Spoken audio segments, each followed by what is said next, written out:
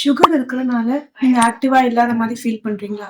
அப்ப இந்த வீடியோ உங்களுக்காக. வணக்கம், திவ்யா ஸ்னேகா, பிசியோதெரபிஸ்ட், முத்தாண்டிக்குப்பம். சுகர் பேஷண்ட்ஸ்க்கு வலிகள் தெரியாமலே உங்க மசில்ஸ் ரொம்ப சீக்கிரமா வீக் ஆகும். மசில்ஸ் ரொம்ப வீக்கா இருக்கிறனால உங்களுக்கு பேலன்ஸ் குறையறனால கீழே விழுந்து அடிபடுறதுக்கான வாய்ப்பு ரொம்ப அதிகம். கீழே விழுந்து அடிபட்டுச்சுன்னா அந்த காயங்களால ரொம்ப நாளாகும். பிசியோதெரபி மூலியமா உங்க மசில்ஸ் அண்ட் ஜாயின்ஸ் எல்லாமே நல்லா ஸ்ட்ராங் ஆகும். இந்த பிரச்சனைக்கு ஏற்ற சரியான எக்ஸசைஸ் பண்றது மூலயமா உங்க ரத்த ஓட்டம் நல்லாவே இருக்கும்.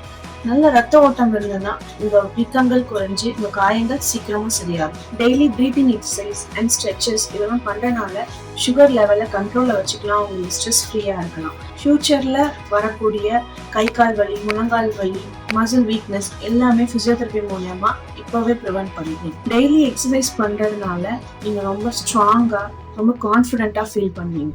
நடக்க கஷ்டமா இருக்கா, வீக்கம் இருக்கா, கால் ரொம்ப வீக்கா இருக்கா, இப்பவே பிசியோதெரபி ஸ்டார்ட் பண்ணுங்க. ஆக்டிவா இருங்க.